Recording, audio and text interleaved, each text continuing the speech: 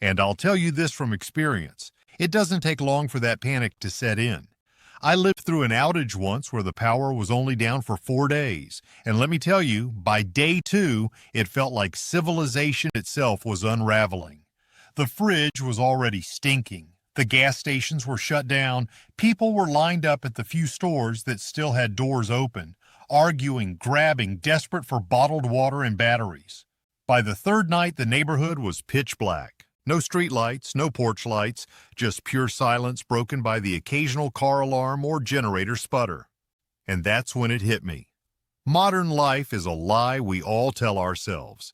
You think you're comfortable, you think you're secure, but really you're just a flip of a switch away from medieval living. It was only 4 days, but in those 4 days I saw how fast people lose patience, how quickly neighbors stop knocking politely and start asking firmly, and how thin the line really is between order and chaos. So if you think you're ready, if you think you'll know exactly what to do when the grid fails, let me warn you, you won't. Because history and my own life has taught me the same brutal truth. The real danger isn't the blackout itself, it's the stupid, avoidable mistakes we all make in those first hours. And tonight, I'm going to show you exactly what those mistakes are, because odds are, you're going to make them too. Number 8. Treating the blackout like a mini holiday. Here's the mistake that gets more people than you'd believe. Pretending the outage is some kind of accidental staycation. The lights go out, the hum of modern life dies, and instead of moving into action, people grab a beer, prop their feet up and say, "Well, I guess I'll enjoy the peace and quiet." That attitude is lethal. Why? Because the first 60 minutes of a blackout are gold. They are the only minutes when you still have the option to get ahead of everyone else who is just lounging around. History proves complacency is the silent killer. In disaster psychology, it's called normalcy bias, the instinct to assume tomorrow will look just like today, so there's no need to act differently. After Hurricane Katrina, thousands stayed behind because they thought, it can't be that bad. It was. In Puerto Rico, families wasted crucial hours waiting for stores to reopen, only to discover that nothing was left to buy after the hurricane. In 2021, during Texas's historic freeze, countless people told themselves the power would be back any minute now. And by the time they realized it wouldn't, pipes had burst, homes were frozen, and some never made it out alive. The truth is this, the average American household has only about 3 days of food and less than 2 days of water in reserve. Cities have 72 hours of groceries before supply chains break down. Every hour you waste is an hour that pushes you closer to joining the hungry, the thirsty, or the desperate. So instead of treating the blackout like a Netflix-free evening, use that time to fill bathtubs with water, charge everything with a battery, lock down your supplies, and establish a communications plan. In the dark, survival belongs to the ones who hustle, not the ones who nap. Number 7. Running your generator like it's Coachella. Here's the blackout blunder that drains people dry faster than the outage itself. Burning through generator fuel as if you've got a refinery in the backyard. The second that motor kicks on, people feel invincible. The fridge is cold, the lights are on, the TV works, and suddenly it's like the blackout doesn't exist. But here's the gut punch. Fuel is the first currency to collapse in any prolonged outage. A 5000-watt generator drinks about 0.75 gallons of gasoline per hour under a moderate load. That means if you run it continuously, you'll torch through 18 gallons a day. Now tell me honestly, how many people keep even 18 gallons on hand, let alone enough for a week or two? Not many. And when the neighborhood realizes the pumps don't work without power, panic begins. During Hurricane Sandy, New Yorkers stood in 6-hour fuel lines stretching for blocks, and that's if they were lucky enough to find a station with fuel left. But it's not just about scarcity. The CDC reports that carbon monoxide poisoning from generators kills dozens every year because people run them in garages, too close to doors, or under windows. It's silent, odorless, and it kills you in your sleep before you even know what's happening. That's not just a mistake, it's suicide in slow motion. The smart move, Run your generator in scheduled bursts just long enough to cool the fridge, charge batteries, and power absolute essentials like sump pumps. Rotate your fuel, store it safely, and never assume the stations will reopen before your stash runs dry. A generator is not a replacement for the grid, it's a bridge. Treat it like your only one because when the gas is gone, so is your lifeline. Number 6. Leaving your home exposed like it's business as usual. If you think a blackout is just about the lights inside your house, think again. The second the street lamps go dark, the rules outside change completely. No cameras, no alarms, no neighbors sitting on porches under porch lights. The cover of darkness isn't just uncomfortable, it's an open invitation. The most common mistake: people leave windows cracked for airflow, blinds wide open, or doors unlocked because it's just the power, not the apocalypse. Wrong. Go back to the New York City blackout of 1977.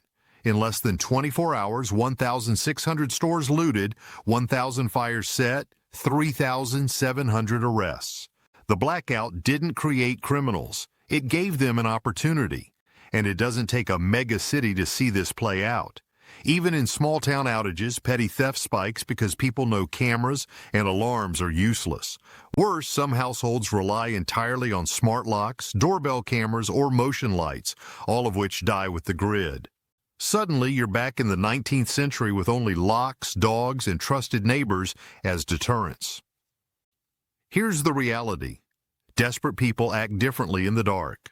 Some are opportunists. Some are panicked parents looking for baby formula or insulin. Either way, if you've left your house lit up like a lantern or your door unlocked, you've painted a target on yourself. The smart move? The instant the power dies, lock everything, every door, every window, even the ones you think are unreachable. Close blinds to hide any light sources and set up battery-powered motion sensors at entrances. If you don't have those, even something as simple as a whistle or noisemaker near the door can serve as deterrents.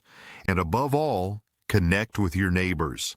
The safest neighborhoods during every major blackout were the ones where people watched out for each other. In darkness, community isn't charity, it's survival insurance. Number 5, treating batteries like they're bottomless. Here's the dirty little truth that catches almost everyone flat-footed. Batteries are not endless. But in the adrenaline rush of a blackout, people grab every flashlight, radio, headlamp, and battery-powered gadget they own and crank them all to full blast like they're lighting up a stadium. For the first night, the house glows like a discount electronics store, lanterns left running in empty rooms, radios blaring static just for background noise, kids playing with flashlights like they're toys. Then the next morning comes, and half of those devices are dead. By day 2, you're down to one dimming flashlight and the realization that batteries aren't growing on the trees outside. Let's talk numbers. A standard LED flashlight burns through a pair of AA batteries in about 6 to 8 hours of continuous use. Lanterns last longer, but push them at max brightness and you slash their lifespan in half. FEMA recommends having enough batteries to last 72 hours of sustained use, yet surveys show fewer than 15% of American households actually meet that standard. And once disaster hits, forget about buying more. During the 2003 Northeast blackout, entire cities sold out of AA, AAA, D, and 9V batteries within hours. The fix is simple, but it takes discipline. Don't treat light like wallpaper, use task lighting only. One lantern in a central room, headlamps or small flashlights for movement. Diversify your power sources with solar lanterns, crank-powered lights, and rechargeable packs so you're not burning disposables. And store spares smartly. Cool, dry, and rotate it often. A pro tip: tape a fresh set of batteries to every device so you're never fumbling in the dark. Because when the last set dies, you don't just lose light, you lose safety, communication, and control. Number 4, believing your fridge is a magic cold box. One blackout fantasy that kills more people than you'd think, assuming your fridge and freezer will somehow stay safe forever. People wander in, grab a soda, open it again for leftovers, and figure it's still cold, so it must be fine. Wrong. The clock starts the second the power cuts, and it's a one-way countdown. According to the USDA, perishable food kept above 40 degrees Fahrenheit for more than 2 hours enters the danger zone, where bacteria like Salmonella, Listeria, and E. coli multiply faster than you can say food poisoning. By the 4-hour mark, your fridge food is suspect. By 48 hours, your freezer food is gone unless it's been kept sealed like Fort Knox. And here's the kicker. You can't see or smell the danger. That milk may look fine, that chicken may smell fine, but it can still send you to the ER, if the ER is even open during the outage. In Katrina's aftermath, shelters reported thousands of foodborne illness cases, many from people eating "it still looks good" leftovers. In Puerto Rico, after Maria, officials had to beg people over the radio to throw away spoiled food, and when supply chains are broken, replacement isn't easy. Grocery stores may not reopen for days, and when they do, refrigerated sections are often stripped bare. The smart strategy is this. The second the lights go out, consolidate perishables into the coldest part of the fridge and freezer. Use a thermometer so you know exactly when food crosses the danger line. Eat perishables in order. Dairy first, then meat, then frozen goods as they thaw. Have coolers and frozen water bottles ready to buy yourself more time. Because in a prolonged blackout, food isn't comfort. It's survival, and every spoiled meal is a calorie you may not get back for weeks. Number 3, cooking indoors with outdoor gear. This one kills fast, and it happens every single blackout. Someone decides they're going to beat the darkness by firing up a charcoal grill in the garage, a propane stove in the kitchen, or even a little camping fire in the basement. It sounds logical. You want to conserve warmth and cook food. But what you've actually done is turned your house into a silent gas chamber. Charcoal, propane, and wood-burning equipment all pump out carbon monoxide, an invisible, odorless killer that gives no warning. The CDC reports that portable generators, grills, and similar gear are responsible for over 400 accidental CO deaths every year in the U.S., plus thousands of hospitalizations. During the 2021 Texas freeze, entire families died in their homes because they hauled charcoal grills inside to keep warm. Here's the deadly part. You won't even know it's happening. CO binds to your red blood cells 200 times more effectively than oxygen. One moment you feel a little dizzy, the next you're unconscious, and then it's over. It doesn't just threaten you either. It seeps through vents and walls, poisoning neighbors or upstairs tenants. Add the fire risk. Open flames, tight spaces, flammable materials, and you've got a disaster inside a disaster. The safe move? Never bring outdoor gear inside. Ever. If you must cook, do it outside, 20 feet away from doors, windows, or vents. Invest in safe indoor cooking options like canned heat, sterno, alcohol stoves, or electric hot plates you can run in short bursts off a battery bank.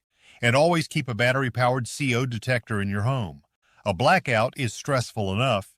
You don't need to make your living room a death trap. Cook smart, stay alive, and save the camping stoves for when you're actually camping. Number 2, ignoring temperature until it's too late. This is the slow killer, the one most people don't even realize they're making until their teeth are chattering or their shirt is sticking to their back with sweat. Doing nothing about temperature control. In the glow of that first blackout hour, the house feels fine, maybe even comfortable.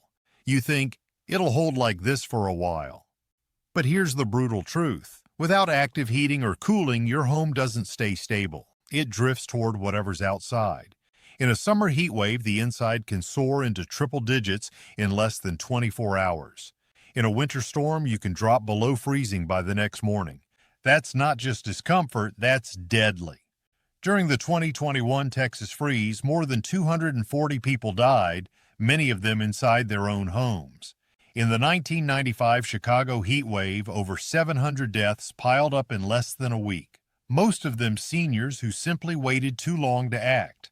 The mistake is waiting until your body tells you it's in trouble. By then, you've already lost the easiest fixes. The smart play is to move fast. The second the power cuts, think insulation. Close every curtain, hang blankets or foil over windows, and seal cracks with towels. In winter, pick 1 or 2 rooms and turn them into warm zones by blocking doorways with blankets or plastic sheeting. Pile on layers before you're cold, not after. In summer, do the opposite. Block sunlight, close blinds, keep shades drawn, and open windows only at night to trap cooler air. Even a 5 degrees Fahrenheit difference in your indoor climate can mean the line between manageable and medical emergency. Temperature is sneaky. It creeps up on you while you're focused on other things. Don't let it. In a blackout, controlling heat and cold is as critical as food or water. Ignore it and the walls themselves become your enemy. Number 1. Treating the first hour like spare time. If there's one universal blunder, one mistake so widespread it almost guarantees disaster, it's this: wasting the first hour. When the lights die, most people pause, sigh, maybe light a candle, and tell themselves, "I'll get ready if it lasts more than a couple of hours." That right there is how you lose. Because by the time you finally decide to act, the shelves are stripped, the gas stations are drained, and the neighborhood is already scrambling. Look at history. During the 2003 Northeast blackout, within just 3 hours, major cities saw grocery store shortages, gridlock traffic, and ATM failures. After Hurricane Maria, water distribution lines in Puerto Rico stretched miles within the first day. And here's the detail. Most forget you can't rely on credit or debit when the grid is down. Cash is king, and most Americans don't keep more than $50 on hand. That first hour is the only head start you'll ever get. It's the difference between filling your bathtub with clean water and standing in a ration line tomorrow. Between charging every device in your house and watching your phone die when you need it most. Between checking on vulnerable neighbors now and trying to reach them after roads are impassable. The rule is simple. Assume 3 days minimum without power the moment the lights cut out. Act immediately. Fill every container with water, cook perishables that won't last, grab extra supplies before the rush, and lock down your home before panic changes the rules outside. That's not paranoia. That's survival discipline. Because the truth is, you don't get points for patience in a blackout. You win by moving first, fast, and decisively. Waste that opening hour and you're just another face in the crowd, fumbling for scraps in the dark. When the lights go out, you don't rise to the occasion, you fall to the level of your preparation. And if you've been sitting there thinking, "That won't happen to me," you're wrong. Everyone makes these blackout blunders. Yes, even you. The only difference between the people who get through it and the ones who don't is who acted before the darkness hit. Don't wait until you're standing in a dead house, staring at spoiled food, drained batteries, and unlocked doors to realize you had a choice. You do have a choice, and it starts now. Lock this knowledge in, fix these mistakes before they happen, and when the blackout comes, and it will, you won't just survive it, you'll own it.